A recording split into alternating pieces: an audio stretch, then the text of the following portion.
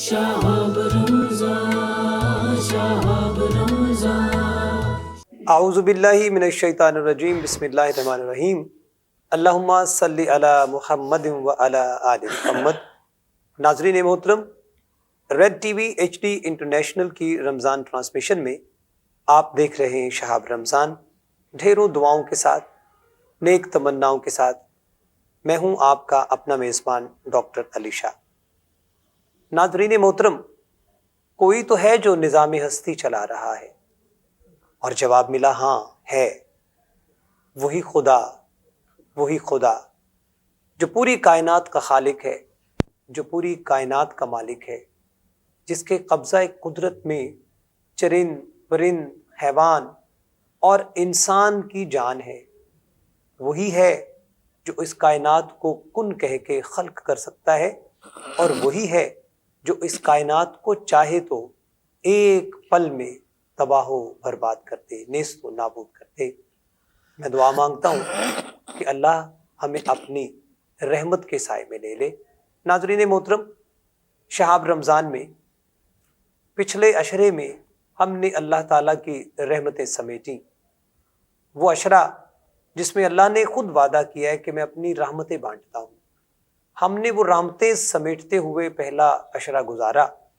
آج ہم رمضان المبارک کے دوسرے عشرے میں داخل ہو چکے ہیں۔ شہاب رمضان میں ہمارے معزز مہمان بالکل اسی طرح تشریف لائیں گے اور ہمیں اچھی اچھی باتوں سے، پیاری پیاری باتوں سے اور خوبصورت گفتگو سے محظوظ فرمائیں گے۔ ہمارا رمضان ٹرانسمیشن کا دوسرے عشرے کا پہلا پروگرام ہے، اور ہمیں جس اعزاز سے مہمان گرامی نوازا ہے کہ وہ تشریف لائے ہیں، ان کا بڑا پیارا سا نام ہے مولانا صفدر نقوی صاحب۔ ہم ان کو اپنے پروگرام میں خوش آمدید کہتے ہیں۔ السلام علیکم جی۔ وعلیکم السلام ورحمۃ اللہ۔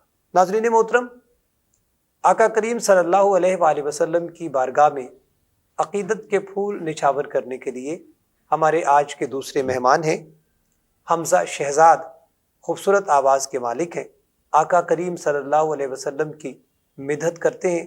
ہم ان کو بھی اپنے پروگرام میں خوش آمدید کہتے ہیں۔ السلام علیکم، کیسے ہیں آپ؟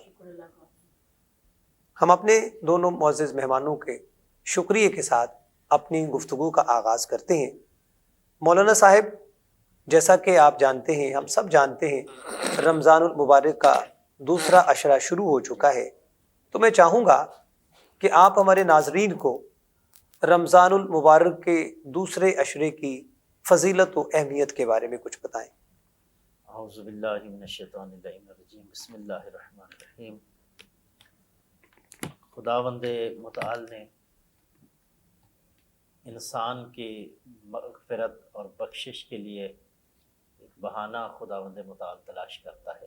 بالکل بالکل، ذات برحق بہانہ میں جویت کہ وہ بہانے تلاش کرتا ہے بندے کو بخشنے کے۔ بے شک، بندے میں تو دیر ہو سکتی ہے کہ خدا کی طرف رجوع کرے، لیکن وہاں جواب دینے میں وہاں سے کوئی بالکل ایسا ہی ہے، دیر نہیں بے ہوتی۔ شک بے شک بے شک۔ تو خداوند متعال نے انسان کے فائدے کے لیے جو رکھا ہے اور انسان کے بھلائی اور بہتری کے لیے رکھا ہے، ماہ رمضان کو رکھا ہے۔ بے شک بے شک۔ تو اس میں جیسا کہ پہلے ہم کہہ چکے کہ خداوند متعال نے اس میں انسان کو بہت زیادہ اجر سے نوازنے کے لیے روزے کا اہتمام فرمایا ہے۔ البتہ اس میں یہ بھی ایک بات کرتے ہیں کہ کیا خداوند متعال جو ہے وہ 70 ماہوں سے جتنا پیار کرتا ہے ایک بندے سے، جتنی 70 مائیں پیار کرتی ہیں کسی سے، تو اتنی ہی محبت کرتا ہے خداوند متعال ایک انسان سے۔ تو کیا کوئی ماں یہ برداشت کرتی ہے کہ اپنے بیٹے کو صبح صبح کھانا دے اور پھر رات کو دے، بیچ میں کچھ بھی نہ دے، نہ پانی دے، ایسا نہیں ہو نہ سکتا۔ کچھ اور کھانے کے لیے دے؟ تو خداوند متعال کی ایک ایسی محبت ہے کہ وہ جو ہے انسان کو اس روزے کی طرف لا رہا ہے، اور یہ ایک صبح کھا لو اور پھر رات کو جا کے کھاؤ، شام کو جا کے کھاؤ، تو یہ خداوند متعال کی کیسی محبت ہے؟ تو اس کا جواب یہی ہے کہ خداوند متعال کی جو محبت ہے انسان کے لیے، در حقیقت یہ اس کی محبت ہے، اس کا لطف ہے سبحان اللہ، کہ سبحان جو اللہ، روح ہے تیرا، وہ روح جو ہے وہ میرا ہے، میرے کنٹرول میں ہے، اور یہ جو جسم ہے یہ تیرے اپنے کنٹرول میں ہے۔ اچھا علامہ صاحب یہ فرمائیے کہ روزہ کن لوگوں پر واجب نہیں ہے؟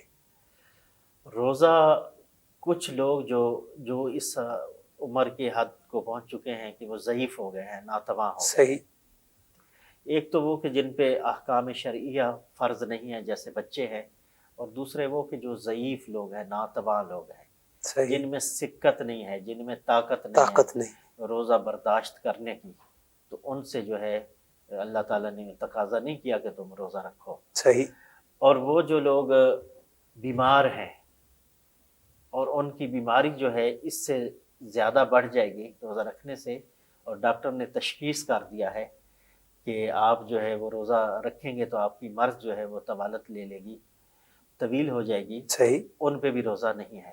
بالکل صحیح، اور وہ لوگ جو مسافر، جو کثیر السفر نہیں ہیں، صحیح، اور اپنے شہر سے دوسرے شہر میں انہیں کام پڑھا، تو اس کام کے سلسلے میں وہ نکلے اپنے شہر سے، تو ان پر بھی روزہ جو ہے وہ واجب نہیں ہے، تو البتہ وہ ایسی جگہ پہ جاتے ہیں کہ جو مثلاً جو ان کے وطن کا حکم رکھتا ہے، وہاں پہ ان کی پراپرٹی ہے، ان کی جائیداد ہے، ان کی جاگیر ہے، ان کا گھر ہے۔ اگر یہاں لاہور سے مثلاً نکلتے ہیں اسلام آباد کے لیے، ایک مثال کے طور پہ میں ایک فرض کر رہا ہوں، تو لاہور سے اگر نکلتے ہیں صبح روزہ رکھ کے اور زوال سے پہلے پہلے اسلام آباد میں پہنچ جاتے ہیں، تو وہ ان کے مثل وطن ہے، صحیح، تو وہاں پہ ان کا روزہ جو ہے چاہے 1 دن قیام کریں، 2 دن کریں، 3 دن کریں، تو وہاں پہ ان کا روزہ جو ہے وہ ٹھیک ہوگا۔ البتہ جو ان کا وطن نہیں ہے، مسافر سفر کے لیے جاتے ہیں اسلام آباد، تو وہاں ان کا قیام 10 دنوں سے کم ہے، تو پھر اس صورت میں وہاں ان پر بھی روزہ واجب نہیں ہوگا۔ نہیں ہے، صحیح۔ اکثر و بیشتر ایسا ہوتا ہے کہ کچھ لوگ سحری میں دوائی کھا لیتے ہیں جی، اور کہتے ہیں چلے ٹھیک ہے دوسری خوراک جو ہے وہ ہم شام کو لے لیں گے، تو اس میں کوئی حرج تو نہیں ہے؟ ہاں جی، اس میں کوئی حرج نہیں ہے، وہ دوائی جو ہے، دوائی اگر لے لیتے ہیں، البتہ اب تو انہیلر وغیرہ کے بارے میں اور حکم جو ہے وہ آ چکا ہے، اچھا، ایت اللہ سستانی کا اور علماء کا حکم جو ہے، صحیح، صحیح، تو دوائیوں کا جو حکم ہے مثلاً آپ صبح لے لیں پھر شام کو لے لیں، تو انشاءاللہ اللہ روزے کی برکت سے، اصل بات تو ہے کہ انسان اپنے دل کو سمجھا لے، دل پہ بالکل قابو صحیح، کر لے۔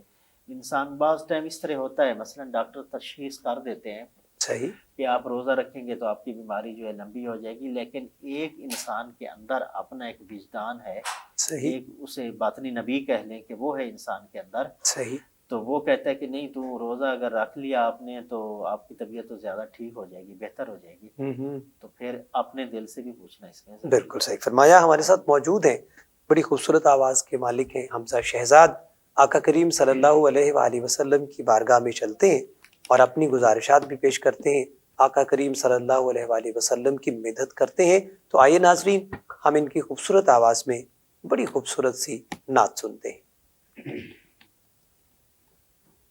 صلی اللہ علیہ یا رسول اللہ وسلم علیک یا حبیب اللہ۔ سبحان اللہ، سبحان اللہ، سبحان اللہ۔ میرے خیال کو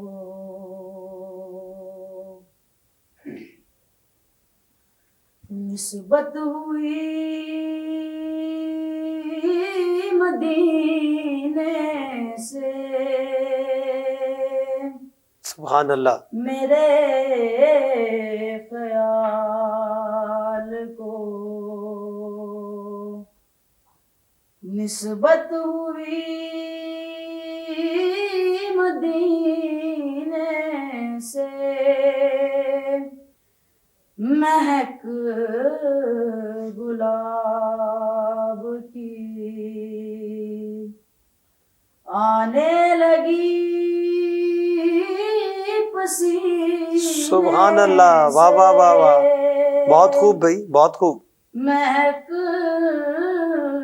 گلاب کی آنے لگی پسینے سے نبی کی آل سے الفت نہیں تو مر جاؤ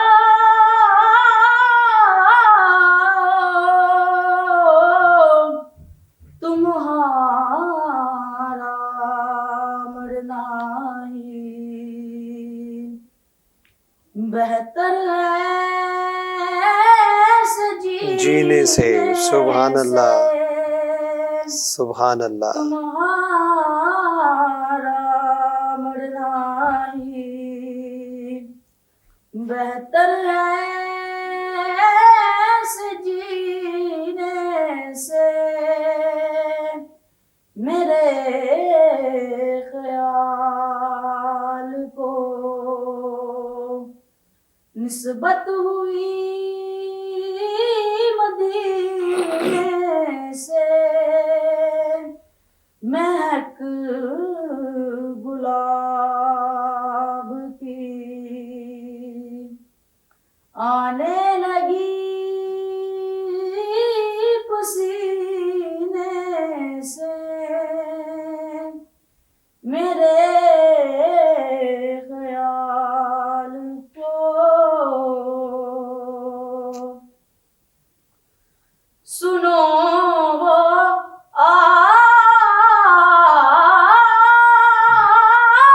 آتش دوزخ میں ڈوب جاتا ہے اتار لے جسے آلے نبی سبحان اللہ، سبحان اللہ، سبحان اللہ، سبحان اللہ۔ اتار لیں جسے آلے نبی سفینے سے سبحان اللہ، سبحان اللہ۔ میرے خیال کو نسبت ہوئی مدینے سے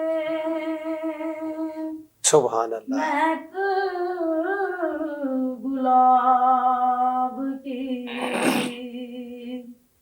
آنے لگی پسینے سے میرے خیال کو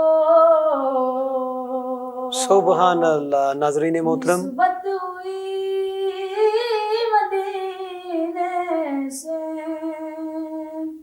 مہک گلاب کی آنے لگی پسینے سے۔ سبحان اللہ، ماشاءاللہ۔ حمزہ شہزاد بڑی خوبصورت آواز میں ہمیں آقا کریم کی تعریف سنا رہے تھے۔ ناظرین، وقت ہوا چاہتا ہے ایک چھوٹے سے بریک کا۔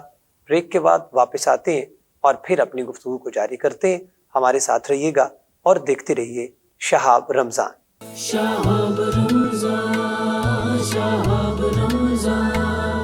وقفے کے بعد شہاب رمضان میں آپ کو دوبارہ کہتے ہیں خوش آمدید۔ دعاؤں کے ساتھ، نیک تمناؤں کے ساتھ آپ کا اپنا میزبان ڈاکٹر علی شاہ پھر آپ کے ساتھ ہے۔ ناظرین، ہم بات کر رہے تھے کہ روزہ کن لوگوں پر واجب ہے۔ بڑے خوبصورت انداز میں علامہ صاحب اس کی وضاحت فرما رہے تھے۔ ہمارا دوسرا سوال ہے کہ جو لوگ روزہ نہیں رکھ سکتے وہ کیا کریں؟ بسم اللہ الرحمن الرحیم۔ اگر وہ لوگ جو میں نے پہلے عرض کیا ہے کہ روزہ ان لوگوں پر جو ہے وہ واجب نہیں ہے، ضعیف ہو گئے، بیمار ہو گئے، مسافر ہو گئے، صحیح۔ تو مسافر جو ہے، مسافر تو انشاءاللہ خیریت سے اپنے وطن میں آئیں گے تو وہ دوسرے دنوں میں اس کی جو ہے وہ قضا کر لیں گے۔ قضا کر لیں گے۔ اگر بیمار بھی ایسا ہے کہ بیمار انشاءاللہ ماہ رمضان کے بعد وہ صحت مند ہو جائے گا تو وہ بھی اس کی قضا کر لیں گے۔ صحیح۔ اور اگر اس کی مرض ایسی ہے کہ وہ ٹھیک ہونے کا چانس نہیں ہے، اس کی تولانی ہو جاتی ہے، دوسرے سال تک جائے گی، یا ڈاکٹر کہتے ہیں کہ آپ روزہ بالکل نہیں رکھ سکتے چونکہ آپ کو مرض اس نوعیت کی ہے، صحیح، تو ایسی صورت میں جو ہے وہ روزہ جو ہے وہ اس کے بدلے میں جو ہے وہ ایک مطعم دیں گے یا اچھا، کھانے پینے کی اشیاء دیں گے. جسے ہم کفارہ بھی کہہ سکتے ہیں. کفارہ نہیں، کفارہ اور چیز ہوتی ہے. اچھا، کفارہ کچھ اور. کفارہ تو ہوتا ہے اس صورت میں جہاں جان بوجھ کے روزہ جو ہے وہ توڑا جاتا ہے، تو ایسی صورت میں وہ کفارہ ہوتا ہے. صحیح. تو یہاں پہ تو روزہ اللہ کی طرف سے انہیں ترخیص ہے، اچھا، چھٹی ہے اللہ کی طرف سے، تو ایسی صورت میں ان پہ کفارہ نہیں ہوگا، بلکہ ایسی صورت میں وہ جو ہے وہ طعام دیں گے. مثلاً عادتاً جتنا وہ کھاتے پیتے ہیں ایک مہینے میں، جتنا ان کا اخراجات ہوتے ہیں، جتنا ان کو کھانے کی ضرورت ہوتی ہے اس کا پرسنٹیج نکال لیں گے، اور اسی مطابق جو ہے وہ کسی ایسے شخص کو دے دیں گے کہ جو روزے رکھ رہا ہے، تو وہ اس کا ثواب ان کو مل جائے گا انشاءاللہ. ان کا وظیفہ یہی ہے کہ وہ جو ہے وہ سودا سلف دیں، کھانے پینے کی اشیاء دے دیں ان لوگوں کو کہ جو روزے رکھ رہے ہیں. صحیح. تو اسی کے ساتھ جڑا دوسرا سوال ہے کہ ہم کفارے کا ذکر کر رہے، تو پھر کفارہ کیا ہوگا؟ ہاں جی، کفارہ ہے کہ جو بندہ جان بوجھ کے روزے کو توڑتا ہے، صحیح، یا وہ روزہ جو ہے اس نے توڑ دیا، تو ایسی صورت میں وہ پھر کفارہ دے گا. اگر تو اس نے حلال چیز سے روزے کو توڑا ہے تو ایسی صورت میں پھر وہ ایک کفارہ دے گا 3 کفاروں میں سے. صحیح، 2 مہینے روزے تھے، غلام آزاد کرنا تھا، تو ان میں سے جو ہے وہ ایک کفارہ دے دے گا. یا 60 مساکین کو کھانا کھلانا تھا، 3 کفارے بندے تھے، ان میں سے ایک کفارہ دے دے گا، 60 مساکین کو کھانا کھلا دے گا. بالکل صحیح. اچھا، یہ جو کھانا کھلانے والی بات ہے، آج کل کے دور میں ظاہر ہے کھانا کھلانے کے لیے پیسے چاہیے ہوں گے، جی جی تو آج کل میرا خیال ایک بندے کا کھانا جو ہے وہ 500 400 300 کوئی بھی رقم ہے، جی جی اس کے مطابق وہ پیسے جوڑے، جی. اس کے بعد وہ کفارہ ادا کرے گا. ہاں جی، جتنا راشن ایک مہینے میں استعمال ہوتا ہے بندے کے حساب سے، صحیح. تو وہ اپنا راشن لے کے کسی روزے دار کو صحیح صحیح صحیح. جو لوگ روزے رکھ رہے ہیں. علامہ صاحب، روزہ رکھا، ہم سارے بیٹھے، تو ایک دم سے خیال آیا کہیں چلتے، جی تو وہ سفر قریب کا بھی ہو سکتا ہے، دور کا بھی ہو سکتا ہے، وہ شہر کے اندر بھی ہو سکتا ہے، باہر بھی ہو سکتا ہے. تو اگر وہ کہتے چلو یار چلتے ہیں، جان بوجھ کے کسی سفر پہ نکلتے ہیں، جی. تو اس کے حوالے سے آپ کا کیا کہنا ہے؟ ایک دفعہ تو ایسے ہوتا ہے کہ دوست کہتے ہیں کہ جی آئیں آج تھوڑی سی پکنک کر کے آتے ہیں، پکنک صحیح. بنا کے آتے ہیں، تو ایسی صورت میں وہ نکلتے ہیں اور شہر کے اندر رہتے ہیں. مثلا لاہور شہر اب ماشاءاللہ کتنا وسیع ہے، وسیع ہے، بالکل ایسے ہی ہے. تو وہاں سے نکلتے ہیں. مثلا وہ کہنے سے آتے ہیں، کہتے ہیں جی اجرابی چلتے ہیں، یا باغ جناح چلتے ہیں، یا ہم جاتے ہیں چڑیا گھر جاتے ہیں، یا کسی اور سیر گاہ کے لیے والی جگہ پہ ہم جاتے ہیں. تو ایسی صورت میں شہر کے اندر ہیں تو پھر تو کوئی معاملہ نہیں ہے، صحیح. پھر تو ان کا روزہ ٹھیک ہے. اگر شہر سے باہر نکلتے ہیں تو پھر اگر زوال سے پہلے وہ واپس آ جاتے ہیں اپنے شہر میں تو بھی ان کا ٹھیک ہے. صحیح. اگر وہاں پہ جاتے ہیں 10-11 بجے اور پھر شام کو واپس آتے ہیں تو پھر ان کے روزے کی پرابلم ہوگی، پھر ان کا روزہ جو ہے وہ قصر ہو جائے گا. اچھا، تھوڑی سی روزہ قصر ہونے کی وضاحت فرما دے، ناظرین کے لیے آسانی ہو جائے کہ روزہ قصر آپ نے بولا، ہاں جی، تو وہ کس طرح سے ہوگا؟ اب روزہ میں نے کہا کہ ان کا روزہ جو ہے یعنی قصر یعنی مطلب معنی اتمام اس کا ہو جائے گا، وہ روزہ جو ہے اس کا نہیں رہے گا. اب وہ جو ہے اس کا روزہ کا حکم یہ ہوگا کہ اگر تو سفر تھا، اس طرح کا کوئی معصیت وغیرہ کا نہیں تھا، تو وہ پھر اس کا آ کے جو ہے دوبارہ سے اس کی قضا کرے گا. اچھا. اگر وہ معصیت کا سفر تھا تو پھر بات جو ہے وہ پھر کفارے والی سائڈ پہ چلی جائے گی. بالکل صحیح، بالکل صحیح. تو ہاں جی چاہیے. اور اگر کوئی بھول کر پانی پی لیتا ہے روزے میں، جی اکثر و بیشتر یہ ہو جاتا ہے، اور خاص طور پہ رمضان کے جو ابتدائی ایام ہوتے ہیں اس میں یہ بہت زیادہ ہو جاتا ہے لوگوں سے، تو اس صورت میں پھر کیا حکم ہے؟ ہاں جی، ایک تو میں پہلے سوال کا تھوڑا سا اور جواب دے دوں. جی ضرور کہ ضرور. مثلا ایک دفعہ ایسے ہوتا ہے کہ بندہ جو ہے وہ جان بوجھ کے سفر کرتا ہے روزے سے بچنے کے لیے. اچھا. کہتا ہے کہ جی میں تو روزے رکھ رکھ کے تھک گیا ہوں، تو اب ادھر بیٹھوں گا تو روزہ جو ہے وہ جان بوجھ کے نہیں رکھ رہا، تو مجھے اس کا تو کفارہ دینا پڑے گا، تو میں سفر پہ چلا جاتا ہوں تاکہ صحیح۔ روزے سے بچ جاؤں۔ تو اس صورت میں وہ سفر کر سکتا ہے، اس کے لیے سفر کرنا جائز ہے، البتہ مکروہ ہے، جس میں کراہت آ جائے گی، سفر وہ کر سکتا ہے۔ اور دوسری بات رہی کہ اگر ایک آدمی جو ہے وہ بھولے سے جو ہے وہ جو ہے کھا پی لیتا ہے یا پانی پی لیتا ہے یا کوئی اور چیز اٹھا کے کھا لیتا ہے، اس کے بعد میں یاد آتا ہے میں نے تو روزہ رکھا ہوا تھا، میں رمضان ہے، تو ایسی صورت میں اس کا روزہ جو ہے وہ صحیح ہے، اس کا روزہ بالکل ٹھیک وہ ہے۔ سم ٹائمز خواتین جب وہ افطاری بنا رہی ہوتی ہے نا، تو وہ نمک مرچ یا کچھ ایسی چیز چیک کرنے کے لیے کہ یہ کچھ ایکول ہے، برابر ہاں ہے، جی، تو وہ تو ہو ایسی جاتا ہے صورت ان سے۔ میں نمک چکھنے کے لیے خواتین کو چاہیے کہ وہ نمک اپنی زبان پہ جو ہے وہ تھوڑا سا ذائقے کے لیے لگائیں اور اسے پھر چیک کر کے واپس جو ہے وہ تھوک دیں، تو اچھا اندر نہیں لے کے جا سکتی۔ اچھا، اگر اسے روزے میں نمک چکھ سکتی ہیں وہ، چک مطلب زبان پہ لگا سکتی ہیں اور واپس اسے جو ہے وہ تھوک یعنی دیں، کہ حلق میں نہیں لے جا حلق سکتی، میں نہیں لے جا تو سکتی، اس صورت میں روزہ ان کا قائم رہے گا۔ قائم رہے گا جی۔ صحیح صحیح۔ ناظرین محترم، علامہ صاحب نے بڑی خوبصورت گفتگو کے ساتھ ہمارے ناظرین کو اور آپ سب کو بڑی اچھی اچھی باتیں بتائیں، بڑی مفید باتیں بتائیں، خاص طور پر رمضان المبارک کے ایام میں جن مسائل کا سامنا ہوتا ہے، جن پرابلمز کا ہم شکار ہوتے ہیں، ان کو انہوں نے بڑی خوبصورتی سے اور آسان لفظوں میں آپ سب کو بتایا۔ ہمارے ساتھ موجود ہیں حمزہ شہزاد، بڑی خوبصورت آواز ہے ان کی، آقا کریم کی ثنا کرتے ہیں، تو آئیے ہم سب مل کے حمزہ شہزاد سے ایک خوبصورت نعت رسول مقبول صلی اللہ علیہ وآلہ وسلم سنتے ہیں۔ ہو کرم سرکار اب غم ہو گئے ہیں بے شمار، سبحان اللہ، جان و دل تم پر فدا اے دو جہاں کے تاجدار، ہو کرم سرکار اب غم ہو گئے ہیں بے شمار، جان و دل تم پر فدا اے دو جہاں کے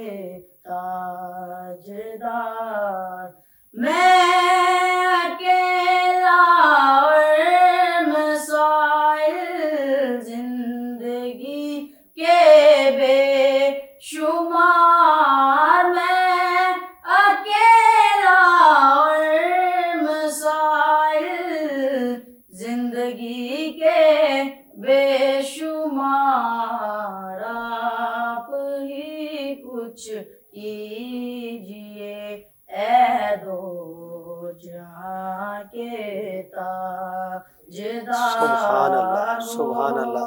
کرم سرکار اب غم ہو گئے ہیں بے شمار، جان و دل تم پر فدا اے دو جہاں کے تاجدار، گنبد خضرا کے جلوے اور وہ افطاریاں،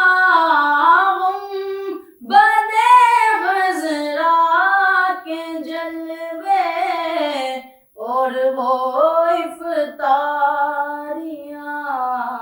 یاد آتی ہے بہت رمضان طیبہ کی بہار، سبحان اللہ، سبحان اللہ، یاد سبحان اللہ۔ آتی ہے بہت رمضان طیبہ کی بہار، ہو کرم سرکار اب غم ہو گئے ہیں بے شمار، جان و دل تم پر فدا اے دو جہاں کے ताजदार। नाज़रीन मोहतरम, गम बेशुमार हो चुके हैं। हमारा मुल्क, हमारा प्यारा पाकिस्तान आजकल जिन हालात से गुज़र रहा है, अल्लाह करे इस महफिल के सदक़े, इन खूबसूरत बातों के सदक़े जो हम अल्लाह ताला और उसके महबूब हज़रत मोहम्मद सल्लल्लाहु अलैहि वसल्लम के बारे में कर रहे थे, इन तमाम बातों के सदक़े हमारे गम, हमारे मुल्क के गम, हमारी कौम के गम हमेशा हमेशा के लिए दूर फरमा दे। हमज़ा शहज़ाद और मोहतरम जनाब मौलाना सफदर नकवी साहब आज हमारे प्रोग्राम के मेहमान बने। आप दोनों का बहुत शुक्रिया। आप शहाब रमज़ान में तशरीफ़ लाए। इंशाअल्लाह ज़िंदगी ने वफ़ा की सांसों ने साथ दिया तो अगले शहाब रमज़ान में आप लोगों से फिर मुलाकात होगी। डॉक्टर अली शाह को इजाज़त दीजिए। अपना बहुत सारा ख्याल रखिएगा। अल्लाह हाफिज़।